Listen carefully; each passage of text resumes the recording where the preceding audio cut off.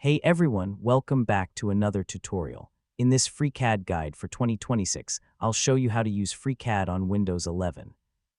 Whether you're creating three-dimensional models, designing mechanical parts, preparing files for three-dimensional printing, or working on engineering projects, FreeCAD provides a powerful set of tools, completely free of charge.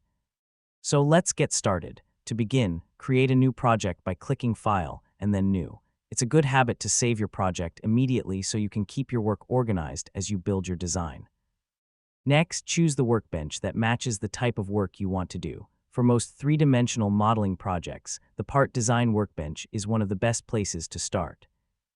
FreeCAD also includes additional workbenches for drafting, assemblies, technical drawings, rendering, and more. As your skills grow, you can explore these tools to expand your design capabilities. Remember to save your work regularly and create backup copies of important projects, especially when making major changes to complex designs. When your design is finished, you can export it in formats such as STL for three-dimensional printing or STEP for sharing with other CAD applications. And that's how to use FreeCAD on Windows 11. By learning the basics of sketches, constraints, bodies, and modeling tools, you'll be well on your way to creating professional quality designs in FreeCAD. Thanks for watching, and I'll see you in the next tutorial.